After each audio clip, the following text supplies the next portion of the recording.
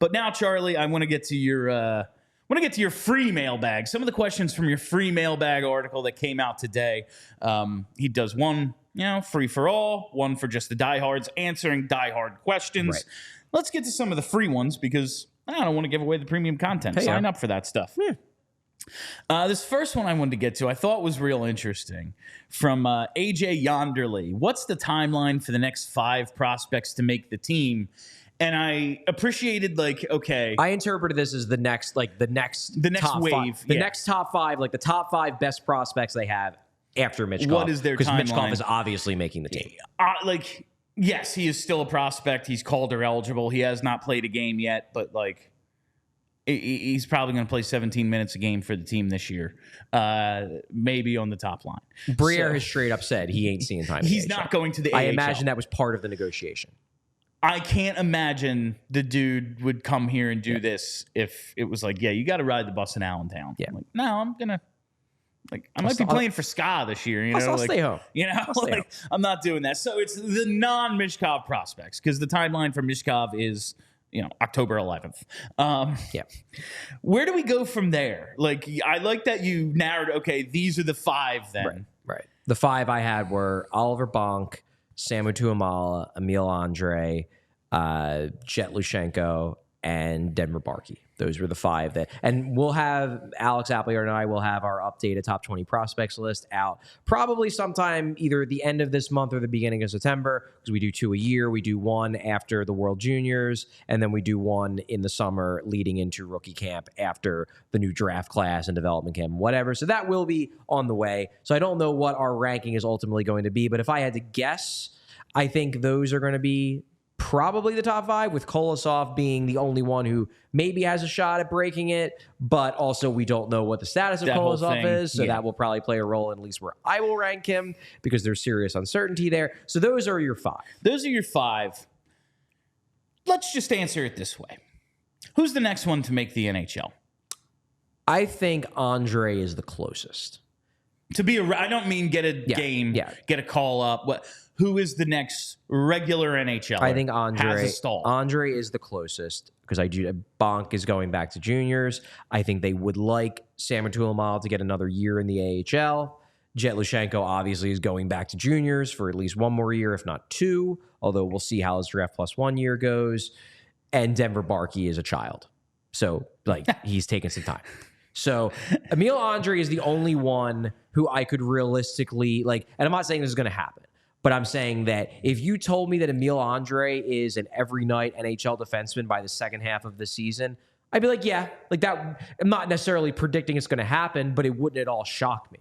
Where if any of the other players out of that 5 were regulars in the NHL in the second half of the season, I would be very surprised. So I think Andrae is the closest. Andrae is the closest. And this, I think, fits in with another question that you had. Maybe it's not in this one. Oh, here it is from Jordan941941. Help me project Emil Andrae. Does he slot in as a second pair D-man, third pair power play specialist, something more? He had a great AHL season by all counts, so wondering if the smooth transition changed his projectability. And I know you took a little bit. I pushed back a little bit on that. Yeah, that I don't know about great. I don't think it was a great. It was a good AHL season. Yeah, If it was a great AHL season, I think he would have a chance to make the team out of camp. Whereas I think he's a serious long shot because it wasn't a great AHL season. It was a good AHL debut. And I will say, maybe if they didn't have Drysdale, and it's we have this undersized guy that we need to find out if he works on the power play. I know last year at one point I was looks like Andre's putting up a bunch of power play points in the AHL, and our power play is operating at around 6.9%. Nice. So maybe, we want to give this guy a shot. But now it's all right, we want to find out if Drysdale can do it. We want to find out if York can do it. We'll see about these things. I don't know if he has that shot this year, but what is he ultimately, do you think? I still like him as a potential second pair defenseman.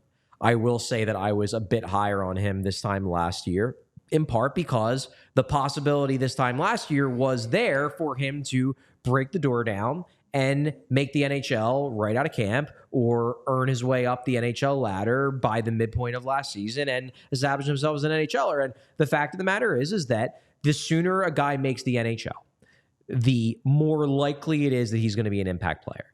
The fact that Andrae did not, it does lower my expectations of his North American career because he just didn't do it. Doesn't mean he can't be a little bit of a late bloomer. Doesn't mean that I'm writing him off. I still think he could be a top 4 NHL defenseman. It's just that I had in my mental image of plausible outcomes for Emil Andrae, I had like 5% he could be Chemo Tiemann in 2.0. He could blow everyone away at camp. His game translates perfectly, and he's a full-time NHLer in his first full North American season, and we're like, holy shit, this guy could be really good. I've more or less erased that as a possibility. His game translated okay. He scored at a solid rate in his first North American season. He's still a quality prospect. I still think he's one of the Flyers' top 5 best prospects, but I maybe don't think that he has the same ceiling that I hoped he might have this time last year. I still like him, but I just don't have the same, man, he could be a real diamond in the rough who shocks everybody. I'm more skeptical that's a possibility now. I will say that the Chemo Tiemann in comparison, like who knows, Chemo Tiemann was freaking awesome. Andrae doesn't turn 23 until I think February, late February. Tiemann's first year in the league, 23. Doesn't play an 82-game season until 25. It's possible. It can happen. It's possible. Duncan Keith is a late bloomer. Late bloomers happen. I'm just saying that it went from being like, man, that would be cool to that would be a miracle. That would be, it's like, I wouldn't say off the table, just less likely. Just less likely. Exactly. All right. Think in terms of probabilities. That's the way I think about all of these things. I don't think in terms of certainties. I think in terms of probabilities. Ultimately, if he is a guy who plays 16, 18 minutes a night, depending on, how many power plays they get, but is a real good, power play 2 guy, that's a hell of a pick. It's solid. The solid second round pick. That's a really good pick. I would say. If he is let's say he's a number 4 defenseman who can help out on power play 2. It's a good second round pick. We all silly like the mayor.